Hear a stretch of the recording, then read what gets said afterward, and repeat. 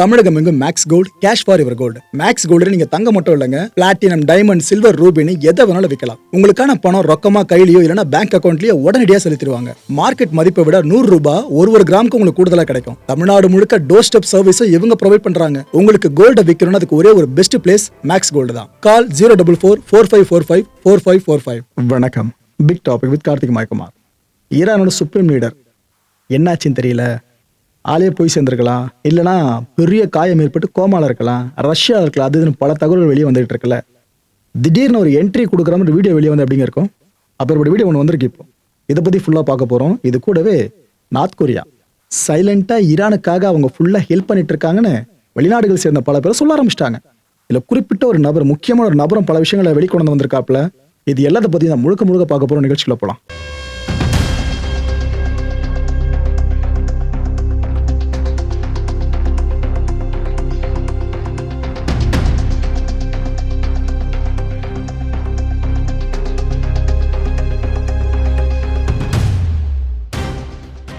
ஈரானோட supreme leader கமனி இருந்தார்ல, அவரை எதிரிகள் எல்லாம் சேர்ந்து முடிச்ச பிற்பாடு, அவர் கதையை முடிச்ச பிற்பாடு அவரோட பையனை அந்த அரியணையில அமர வச்சாங்க. மொஜ்தபா கமனின்னு சொல்லிட்டு அவர் தான் இப்போது ஈரானோட சுப்ரீம் லீடர். இவர் பேர் எப்ப அனௌன்ஸ் பண்ண பட்டுச்சோ அதுக்கு அடுத்த சில மணி நேரங்களே செய்தி வெளியே வந்துச்சு. இல்லைங்க, அவர் அட்டாக் பண்ணிட்டாங்க போல இருக்கு, கடுமையான காயம் ஏற்பட்டிருக்குன்னு சொல்ல ஆரம்பிச்சிட்டாங்க. இதை உண்மையான நிரூபிக்கிற மாதிரி தான் எந்த ஒரு பொது நிகழ்வுகளையும் அவரை நம்ம பார்க்க முடியல. இவரோட அப்பா கூட மக்கள் சார்ந்து அப்பப்போ உரை நிகழ்த்துவார்ல, அப்பயாச்சும் வெளியே வருவார்ல, அது போல பையனால வர முடியல. சரி, அமெரிக்கா சொல்றத உண்மைதான் போல இருக்கு, சம்திங் ஏதோ ஒரு இருக்குன்னு எல்லாருமே தெளிவா புரிஞ்சிருச்சு. ஈரான் ஊடகங்களை கூட சுப்ரீம் லீடர் பேசுற மாதிரி பைட் எதுவுமே போட மாட்டாங்க. அவரோட ஸ்டேட்மெண்ட்ல கொடுத்துருக்கதா சொல்லுவாங்க, அதை வாசிச்சு காட்டுவாங்க பிரசன்டர். ஈரான் அதிபரும் சுப்ரீம் லீடரோட ஸ்டேட்மெண்ட்டை வாசிச்சு தான் காமிச்சிட்டு இருந்தாரு. இதெல்லாம் வச்சு நம்ம ஒரு முடிவுக்கு வந்துட்டோம், அமெரிக்கா ஏதோ கரெக்டா தான் சொல்லுது போல இருக்குன்னு. ஆனா ட்ரம்ப் இது ஒரு படி மேல கொண்டு போய் சொல்லிட்டாரு. எனக்கு வர்ற தகவல்கள் அடிப்படையில் அவர் செத்துட்டாரு தான் நினைக்கிறேன் அப்படின்ட்டாங்க. அதுக்கப்புறம் சில ஈரானிய ஊடகங்கள் சைட்லேருந்து வெளியான தகவல் பார்த்தீங்கன்னா, ரஷ்யாவில் அவருக்கு ட்ரீட்மெண்ட் கொடுக்கப்பட்டு இருக்கலாம்னு சொன்னாங்க. எவ்வளோ குழப்பம் பார்த்தீங்களா, ஒரு மனுஷன் உயிரோடு இருக்காரா இல்லையான்றதை முடிவு பண்ணுறதுக்கு. இந்த குழப்பத்தில் நம்மளாம் ஆழ்ந்திருக்கோமா? இப்போ ஒரு வீடியோ வெளியே வந்திருக்கு. ஈரான்லேயே அந்த வீடியோ ரிலீஸ் பண்ணியிருக்காங்க. அதில் பார்த்தீங்கன்னா, இந்த ஆப்ரேஷன்ஸ் ரூம் இருக்குல்ல, இதை நோக்கி சுப்ரீம் லீடர் மொஜ்தபா அவர்கள் உடம்புல ஒரு காயம் கூட இருக்காது, அப்படி நல்லா ஆஜானுபாவா நடந்து வர மாதிரி இருக்கு ஃபுல்லா அந்த காட்சிகள். அதுல அப்படி வர்றாப்புல வந்துட்டு ஒரு எலக்ட்ரானிக் போர்டு இருக்கு, அதை பாக்குறாப்புல அதுல பாத்தீங்கன்னா டிமோனா நியூக்ளியர் ரியாக்டர் அப்படின்னு மென்ஷன் ஆயிருக்கு அந்த ஸ்கிரீன்ல. ஆக்சுவலா ஈரான் இந்த ஒரு வீடியோ இப்ப ரிலீஸ் பண்ணிருக்காங்களா, இதை பார்த்து பல பேர் உண்மை நினைச்சிட்டு இருப்பீங்க.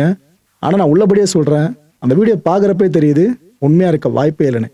ஏன்னா இந்த அளவுக்கு முகத்துல சின்ன கீரல் கூட இல்லாத ஒரு பர்சனா இருக்காருனாக்கா எப்பயும் வெளியே முகத்தை காமிச்சிருக்கலாமே. இது வரைக்கும் அது நடக்கவே இல்லை.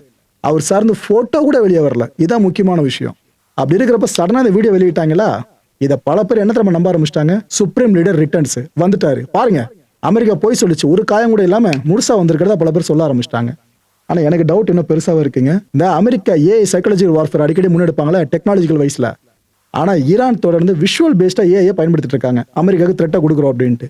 அது போல சைக்காலஜிக்கல் வார்ஃபேரை தான் இதை நான் பாக்குறேன். இந்த வீடியோ நீங்களும் பாருங்க. என் மனசுல தோன்றின விஷயம் உங்களுக்கு தோணுதா, இல்லைனா இதை தாண்டி வேற எதனா தோணுதான்றத கமெண்ட் செக்ஷன்ல கமெண்ட் லீவ் பண்ணுங்க.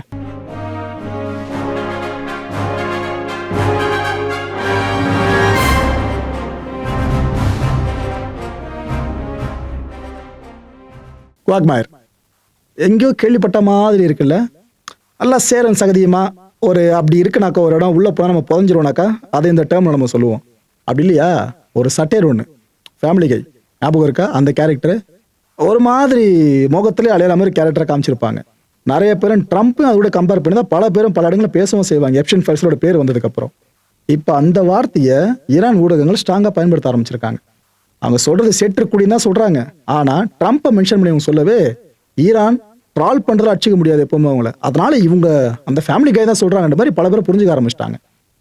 ஏன்னாக்கா இந்த ஒரு கார்ட்டூன் அவங்க கிரியேட் பண்ணியிருக்காங்க, அதை அவங்க தான் வெளியிட்டு இருக்காங்களே. அதாவது வெளி உலகத்துக்கு பொறுத்த வரைக்கும் நம்ம தான் இனிமேல் நாம தான் ஈரான்ல நம்ம தான் சட்டம், நம்ம தான் ஃபுல்லா கை ஓங்கியிருக்கு அது இதுன்னு ட்ரம்ப் பேசுறாப்புல. ஆனா அது கிரேட் கிரிகாலன் ஷோ மாதிரி தான், காட்டுறது ஒண்ணு பின்னாடி நடக்கிறது வேறன்ற மாதிரி பின்புறத்துல ஒரு முதுகுல பயங்கரமா பத்தி எரிஞ்சுக்கிட்டு இருக்கான். உள்ள போட்டிருக்க ஒரு ஷேப் தெரியுதுல, அது ஈரான் மேப்பு. ஸோ அது ஃபுல்லா நெருப்பா எரிஞ்சுக்கிட்டு இருக்கு. ஆனா எங்க ஈரானுக்கு வெளியே எரியுது, உள்ளுக்குள்ள எரியல. எங்க எரிஞ்சிட்டு இருக்கு, ட்ரம்ப் மேல, இட் மீன்ஸ் அமெரிக்கா மேல. இதை இவ்வளோ பெரிய டீட்டெயிலிங்கான கார்ட்டூனா ஈரான் ஊடகங்கள் பிரசுரிக்க ஆரம்பிச்சிருக்காங்க. யூஎஸ் சிங்கிங் இன் ஈரான் குவாக்மைன்னு சொல்றாங்க. தெரியாதனமா ஈரான்ல காலை வச்சிட்டோம். ஆனா இப்ப நம்ம காலை எடுக்கவும் முடியல, எடுத்தா மொத்த காலம் போயிடும் போல இருக்கு. அப்பேற்பட்ட விஷயத்துல மாட்டிக்கிட்டோம், என்ன பண்றது தெரியாம முடிச்சுக்கிட்டு இருக்கோன்னு. ஒரு புதைக்குள்ள வீண்டா நம்ம எப்படி வெளியே வர தெரியாம முடிப்போம் பாத்தீங்கன்னா, அது போல ட்ரம்ப் முடிச்சுக்கிட்டு இருக்காருன்னு ஈரான் ஊடகங்கள் இப்படிதான் கார்ட்டூனா போட ஆரம்பிச்சிட்டாங்க. எனக்கு தெரிஞ்சு இன்னும் அடுத்தடுத்து நிறைய கார்ட்டூன்ஸ் ஏஐ ஜெனரேட்டட் வீடியோஸா நிறைய வரும்னு நினைக்கிறேன். அதில் மாற்றுக்கிறது இல்லை.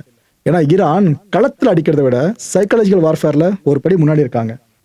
யூரோப்பு, நம்ம இதுக்கு முன்னாடி என்ன சொல்லிட்டு இருந்தோம், நேட்டோல இருந்து அமெரிக்கா வெளியே வரதை பத்தி ட்ரம்ப் யோசிச்சுட்டு இருக்காருன்னு சொன்னோம்ல. இதுவே ஆப்போசிட்ல இருக்கவங்க யோசிச்சிட்டாங்கன்னா, நேட்டோல மற்ற உறுப்பு நாடுகள் இருக்குல்ல, அவங்கெல்லாம் அமெரிக்கா இன்னும் நேட்டோல இருக்கணுமா? ஏன்னா இவ்வளோ பிரச்சனை இழுத்து விட்டுட்டு இருக்காப்ல, நம்ம அமைப்பை பத்தி கேவலமா பேசுறாப்ல, காது கொடுத்து கேட்க முடியல. நம்ம தலைவரும் அந்த சீஃப் இருக்கார்ல மார்க் ரூட், இவரும் போயிட்டு ஃபுல்லா ஐயா நீ வாழ்க உன் புகழ் வாழ்கன்னு ஃபுல்லா ட்ரம்ப் கூட தான் உட்காந்து பேசிட்டு இருக்காரு. நம்ம சொல்றத காது கொடுத்து கேட்கற மாதிரியும் தெரியல. அமெரிக்கா நம்மளுக்கு தேவையானு யூரோப் கண்ட்ரிஸ் தான் யோசிக்க ஆரம்பிச்சிருச்சாங்க நேட்டோல. இது ஒரு புது ட்விஸ்ட், இதை நம்ம யாருமே யோசிச்சு பார்த்துருக்க மாட்டோம். ஆனா ஒண்ணு மட்டும் நடக்க போது தெளிவா தெரியுது. ட்ரம்ப்பா வெளியே வரலாலும் பரவாயில்ல, இவங்களும் அமுச்சு விட்டுருவாங்க போல இருக்கு நேட்டோல இருந்து. அது மாதிரி ஒன்று நடக்குதுனாக்கா ஏற்கனவே நேட்டோ பலவீனமான அமைப்புன்னு சொல்லுவோம், அந்த பேர் இன்னும் பெருசா மாறிடும். ஈரானோட ஒட்டுமொத்த கோபமும் அமெரிக்கா மேல இருக்கா, அதுல முக்காவாசி கோபத்தை இஸ்ரேல் மேல காமிச்சிட்டு இருக்காங்களா, இன்னும் கால்வாசி கோபத்தை மிடில் ஈஸ்ட் ஃபுல்லா ஃபேஸ் பண்ணிக்கிட்டு இருக்கு. மிடில் ஈஸ்டோட காட்சிகளை பார்த்தே நம்ம ஒரு மாதிரி உருக்குலைஞ்சு போயிட்டோம், என்னப்பா இப்படி போட்டு அடிச்சிட்டு இருக்காங்கன்னு. அப்ப இஸ்ரேல் நிலைமை யோசிச்சு பாருங்க, என்ன அடி விழுந்துகிட்டு தெரியுமா? இப்போ கார்கள்லாம் அப்படி கரப்பாம்பூச்சி மாதிரி கிடக்குதுங்க, திரும்பி அவ்வளோ அடிச்சிட்டு இருக்காங்க போட்டு. குறிப்பா இஸ்ரேலோட ஹைஃபா பகுதி இருக்குல்ல, அங்க மரண அடியை கொடுத்துக்கிட்டு இருக்கு ஈரானு. அங்க என்டையர் இஸ்ரேல் முழுக்கவே பாத்தீங்கன்னா இப்போ வரைக்கும் த்ரெட்டுக்குள்ளதான் இருக்கு. சைரன்ஸ் தொடர்ந்து ஒழிச்சுக்கிட்டே தான் இருக்கு. அங்க இருக்க சிவிலியன்ஸ் உயிருக்கு ஆபத்துங்க. ஈரானால 2 பேர் இப்ப கொல்லப்பட்டிருக்காங்க வேற சிவிலியன்ஸ் இஸ்ரேல்ல. அந்த விஷயம் இப்ப வெளியே வந்திருக்கு. அந்த கட்டட இடிபாடுகள் இருக்குல்ல, மிசைல் வந்து ஹிட் பண்ணதுக்கு அப்புறம் நில குழஞ்சு சரிஞ்சிரும் பாருங்க, அதுக்குள்ள இருந்து சில பேர் ரெஸ்கியூ பண்ணிட்டு இருக்காங்க. அந்த வேலையை போயிட்டு இருக்கு. இன்னொரு பக்கம் அங்க அட்டாக் நடந்து முடிஞ்ச பிற்பாடு நெருப்பு பிடிச்சி எரியோல அதை ஃபுல்லா அணைக்கிற வேலையில அவ்வளவு வீரர்கள் வேற ஈடுபட்டு இருக்காங்க. இஸ்ரேல்ல இது போல காட்சிகளை நீங்க பாக்குறது ரொம்ப ரேருங்க. அந்த காட்சிகளை இப்ப பாருங்க, ஈரான் என்னென்ன பண்ணி வச்சிருக்கோம்னு தெரியும்.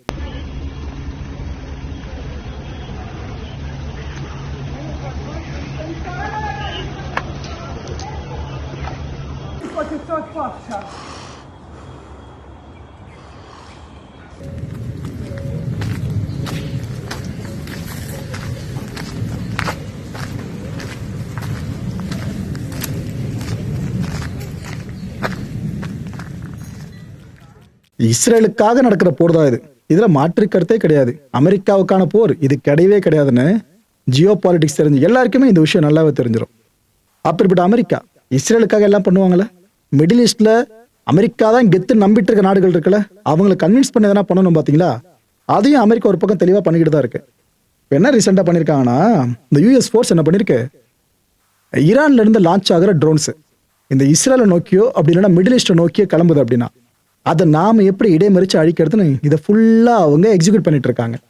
இதுல இந்த கல்ஃப் இருக்க அலைஸ் இருக்காங்களா, அமெரிக்காவோட அலைஸ், இதை நோக்கி ஈரான் லான்ச் பண்ணியிருந்த ட்ரோனு இதை நாங்க நடு ஒன்லி அழிச்சிட்டோம் பாத்தீங்களா, ஒரு மூவபிள் டார்கெட், அதோட கதையை முடிச்சிட்டோம் பாத்தீங்களான்ட்டு யூஎஸ் சென்ட்ரல் கமாண்ட் இந்த வீடியோ ரிலீஸ் பண்ணியிருக்காங்க.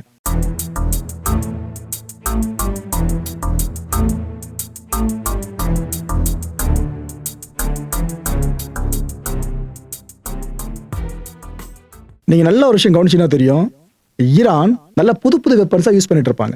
இதுக்கு முன்னாடி கான்ஃபிளிக்ட் ஆரம்பிக்கிறப்ப பழைய வெப்பன்ஸை யூஸ் பண்றதா அவங்களே சொன்னாங்க. இப்ப சமீப காலமா அந்த ஒரு மிசைல் டிராவல் பண்ணதை பார்க்கும் போதே இதெல்லாம் ரொம்ப வித்தியாசமா பிஹேவ் பண்ணுதான்னு நம்மளுக்கே தோணுது. இவ்வளவா ஈரான் கொஞ்ச காலத்துல உருவாக்கி வச்சிருக்காங்க அப்படின்னு தோணும். ஆனா ஈரானுக்கு இன்னொரு நாடு இவ்வளவு ஹெல்ப் பண்ணிருக்குன்னு சொன்னா நீங்க எப்படி மக்களை ஏத்துப்பீங்க? இது ஆக்சுவலா இன்னும் ஆதாரப்பூர்வமா இதுதான் சொல்லிட்டு சொல்லல. ஆனா உலக புகழ்பெற்ற பொலிட்டிக்கல் சயின்ஸ் ப்ரொஃபஸரான ப்ரூஸ் பெக்டால், இவர் இந்த டெக்சாஸோட ஏஞ்சலோ ஸ்டேட் யூனிவர்சிட்டி இருக்குல்ல, இங்க இருக்க செக்யூரிட்டி ஸ்டடிஸ் டிபார்ட்மெண்ட் இருக்கு பாருங்க, இங்க பொலிட்டிக்கல் சயின்ஸ் ப்ரொஃபஸரா ஒர்க் பண்ணிட்டு இருக்கவர். அப்பேற்பட்ட இவரு நார்த் கொரியாவையும் ஈரானையும் இணைச்சு பல விஷயங்கள் பேசியிருக்காப்ல. இவர் சொல்றது எல்லாத்தையும் நீங்க பொய்ன்னு எடுத்துக்க முடியாதுங்க, அதை நானே ஓப்பனா சொல்றேன். இது நடக்கிறதுக்கான வாய்ப்புகள் நிறையவே இருக்கு. ரஷ்யாவும் சைனாவும் நார்த் கொரியாவும் ஈரானுக்காக போர்க்காலத்துக்கு மட்டும்தான் வரல, மற்றபடி பின்னாடி இருந்து என்னென்ன விஷயங்களை பண்ணி கொடுக்க முடியுமோ பண்ணி கொடுத்துட்டு இருக்காங்க. அந்த வகையில் நார்த் கொரியா இணைச்சு ஒரு என்ன சொல்றாரு, நார்த் கொரியா தான் ஈரானுக்கான மிகப்பெரிய வெப்பன் செல்லர்னு சொல்றாரு. நார்த் கொரியால தயாரிக்கப்படுற ஆயுதங்கள் இருக்குல்ல, அது தரமா இருக்கணும், நம்ம எல்லாருக்கும் தெரிஞ்சதுதான். ஸோ இந்த நம்பிக்கையின் அடிப்படையில் தான் ஈரான் இப்போ வரைக்கும் நார்த் கொரியா கிட்ட நிறைய வெப்பன்ஸை வாங்கிட்டு இருக்குப்பான்னு சொல்றாரு. இதில் மோஸ்ட் ஆஃப் த வெப்பன்ஸ் பார்த்தீங்கன்னா ஈரான் யூஸ் பண்ணிட்டு இருக்க பேலிஸ்டிக் மிசைல்ஸ் இருக்கு பாருங்க, அதுவாமா. ஸோ இப்போ இஸ்ரேல் மேலேயும் ஒரு சில கல்ஃப் கண்ட்ரிஸ் மேலேயும் ஈரான் பேலிஸ்டிக் மிசைலை பயன்படுத்துதுல, அதில் பெரும்பாலும் நார்த் கொரியா கொடுத்ததாமா அவர் சொல்ற கூற்றுப்படி பார்த்தீங்கன்னா. ஸோ இதெல்லாம் நார்த் கொரியன் டைரக்டாக பர்ச்சேஸ் பண்ணியிருக்காங்க. ஈரான் இந்த வெப்பன்ஸை ஃபுல்லாக டெவலப் பண்ணுறதுக்கு கூட நார்த் கொரியா ஹெல்ப் பண்ணியிருக்குன்னு சொல்றாரு. ஸோ ஃபுல் பிளெஜ்ஜாக ஒரு ஃபைனல் ப்ராடக்டாக நார்த் கொரியா கிட்ட இருந்து வாங்குறது ஒரு பக்கம், இன்னொரு பக்கம் ஈரானுக்குள்ள உருவாக்குற வெப்பன்ஸ்ல இவங்களோட இன்புட்ஸை டிசைன்ஸை கொண்டு வந்து வைக்கிறது ஒரு பக்கம். இதெல்லாம் பண்ணியிருக்காங்களாமா. நார்த் கொரியா கிட்ட உள்ள விஷயங்கள் வருதுனாக்கா ரஷ்யா ஹெல்ப் பண்ணாமல் வாய்ப்பே இல்லை. ஸோ ரஷ்யாவிலேருந்து நார்த் கொரியா, நார்த் கொரியாவிலேருந்து ஈரான் எப்படி போயிட்டு இருக்குல்ல இது. ஸோ நார்த் கொரியா உதவியின் மூலமாக மட்டும்தான் வெப்பன்ஸை பில்ட் பண்ணுற வேலையை ஈரான் ரொம்ப வேகமாக பண்ணிக்கிட்டு இருக்குன்னு சொல்கிறாங்க. இந்த வேகம் போதலன்றதுக்காக தான் சில வெப்பன்ஸ் அவங்க அப்பயே வாங்கிட்டாங்க, குறிப்பாக பேலிஸ்டிக் மிசைல்ஸை நார்த் கொரியாவிலேருந்து வாங்கி இருக்கிறதா அவர் சொல்லியிருக்காரு. இல்லை உதாரணத்துக்கு எதை சொல்கிறாருன்னா, டியாகோ கார்சியா இந்த பேஸை டார்கெட் பண்ணி ஈரான் சமீபத்தில் மிசைலை லான்ச் பண்ணது கவனிச்சிங்களா? 2 மிசைல்ஸை லான்ச் பண்ணியிருந்துச்சு.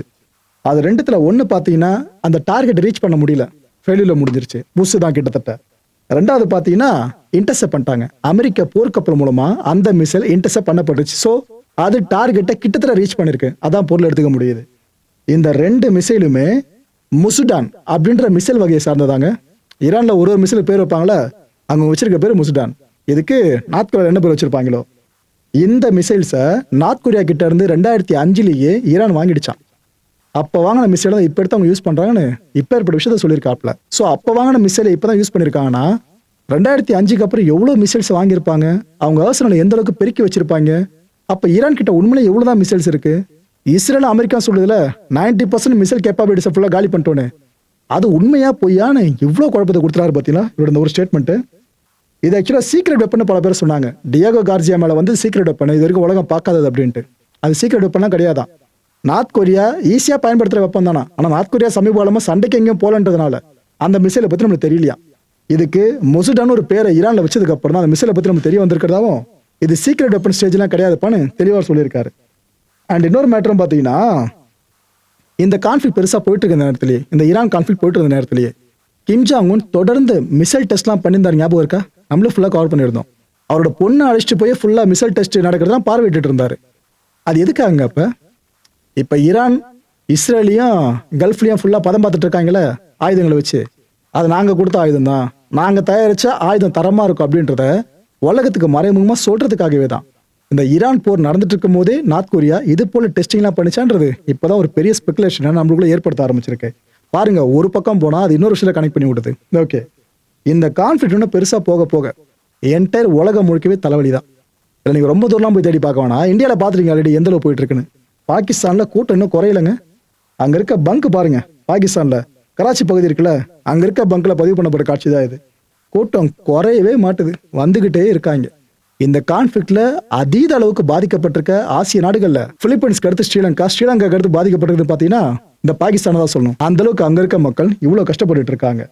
அண்ட் இது மத்தியில ஈரானுக்கான ஆதரவு இருக்குல்ல உலகம் முழுக்க, அது இன்னும் பெருசாக ஆரம்பிச்சிடுச்சு. உதாரணத்துக்கு டர்க்கியில் இருக்க மக்கள்லாம் ஈரானுக்கு சப்போர்ட் பண்ணியும் இந்த போரை நிறுத்தணும் அப்படின்னு அமெரிக்காவுக்கு ப்ரெஷரை கிரியேட் பண்ற மாதிரி தான் ஒரு பெரிய ரேலியை கண்டக்ட் பண்ணியிருக்காங்க. அவ்வளவு பிரம்மாண்டமா நடந்திருக்காது. வேற மக்களை இந்த கான்டென்ட்டை பொறுத்தவரைக்கும் நாமளா சிந்திக்க வேண்டியது ஒரே ஒரு விஷயம் தான். இஸ்லாமிய தேசங்கள் இருக்குல்ல, அதெல்லாம் கொஞ்சம் கொஞ்சமா ஈரான் பக்கம் சாய ஆரம்பிச்சிடுச்சு. இதைத்தான் ஈரான் ரெஜிம் எதிர்பார்த்துச்சு. என்னங்க இது போல எங்களை பண்றாங்க, எங்களை அமெரிக்க இஸ்ரேல் படம் அடிக்கிறதுக்கு இந்த மிடில் ஈஸ்ட்ல இருக்கிற இஸ்லாமிய தேசங்களே ஹெல்ப் பண்றீங்களே, இது சரியா இருக்குமான்னு அவங்க முதல்ல சொல்லிட்டு ஒரு அழைப்பு விடுத்திருந்தாங்க. வாங்க இஸ்லாமிய பெரும்பான்மை தேசங்கள் நம்ம ஒண்ணு கூடணும், எதிரிகள் மார்க்கம் சார்ந்து நம்மளை குறி வைக்கிறான்ற உண்மை நீங்க புரிஞ்சுக்கணுன்ற மாதிரி அவங்க சொன்னது இப்ப நடக்கிற மாதிரி ஆயிடுச்சு. டர்க்கியில் ஆரம்பிச்சிருக்க விஷயம் கொஞ்சம் கொஞ்சமா மற்ற நாடுகளையும் பத்திக்க ஆரம்பிச்சுக்கிட்டு இருக்கு. ஆக்சுவலா மக்களே, ரீஜனல் கான்ஃப்ளிக்டா இருக்கிறதே பெரிய தலைவலி. இது வேர்ல்டு கான்ஃப்ளிக்டா மாறிச்சுன்னா அது இன்னும் பெரிய தலைவலி ஆயிடும். இந்த எஸ்கலேஷனை டீஎஸ்கலேட் பண்ணணும்னாக்கா அமெரிக்கா மனசு வச்சா பண்ணிட முடியும். பார்ப்போம். அதான் 2-3 வாரங்கள் வரைக்கும் நாங்கள் அடிச்சு பொழப்போம், பாடம் புகட்டுவோம்னா ட்ரம்ப் பேசி வச்சிருக்காரு. மனசு மாதிரிதான் பார்ப்போம். அடுத்த நிகழ்ச்சி சந்திக்கலாம். நன்றி, வணக்கம். தமிழகம் எங்கும் Max Gold, cash for your gold. Max Gold நீங்க தங்க மட்டும் இல்லைங்க, பிளாட்டினம், டைமண்ட், சில்வர், ரூபினி எதை வேணாலும் விற்கலாம். உங்களுக்கான பணம் ரொக்கமா கையிலயோ இல்லைன்னா பேங்க் அக்கௌண்ட்லயோ உடனடியா செலுத்திடுவாங்க. மார்க்கெட் மதிப்பை விட 100 ரூபாய் ஒரு கிராமுக்கு உங்களுக்கு கூடுதலா கிடைக்கும். தமிழ்நாடு முழுக்க டோர் ஸ்டெப் சர்வீஸ் இவங்க ப்ரொவைட் பண்றாங்க. உங்களுக்கு கோல்ட விற்கணும்னு அதுக்கு ஒரே ஒரு பெஸ்ட் பிளேஸ் மேக்ஸ் கோல்டு தான். கால் 04445454545. என் அன்பார்ந்த மாயம் ஸ்டுடியோஸ் நேயர்களே, மாயம் பக்தின்னு ஆன்மீகத்துக்காக பிரத்யேகமா ஒரு சேனலை கொண்டு வந்திருக்கோம். மறக்காம சப்ஸ்கிரைப் பண்ணி அந்த சேனலுக்கு உங்களோட ஆதரவை மனப்பூர்வமா தெரிவிங்க. வணக்கம் மாயம் ஸ்டுடியோஸ் நண்பர்களே. மாயம் ட்ரெண்ட்ஸ் அப்படின்ற ஒரு புதிய ஃபேஸ்புக் பேஜை ஓப்பன் பண்ணியிருக்கோம். நீங்கள் யூடியூப்ல பார்த்துட்டு இருக்கீங்களா நம்மளோட கான்டென்ட்ஸ்லாம், இதெல்லாம் விட ஒரு படி மேலே ரொம்ப கிறிஸ்பாகவும் ரொம்ப சூப்பராகவும் நிறைய கான்டென்ட்ஸ் உங்களுக்கு இந்த பேஜில் காத்துட்டு இருக்குங்க. ஸோ உடனடியாக ஃபேஸ்புக் பிளாட்ஃபார்ம் போங்க, மாயம் ட்ரெண்ட்ஸ்னு டைப் பண்ணி சர்ச் பண்ணி நம்ம பேஜை ஃபாலோ பண்ணுங்க. அப்படியே நம்ம சேனலையும் நீங்கள் சப்ஸ்கிரைப் பண்ணிட்டீங்க அப்படின்னா இன்னும் நிறைய புது புது கான்டென்ட்ஸை உங்களுக்காக ப்ரொடியூஸ் பண்ணி கொடுத்துக்கிட்டே இருப்பாங்க. நீங்கள் பண்ணுற ஒவ்வொரு சப்ஸ்கிரிப்ஷனும் எங்களுக்கு பெரிய மோட்டிவேஷனாக அமையும்.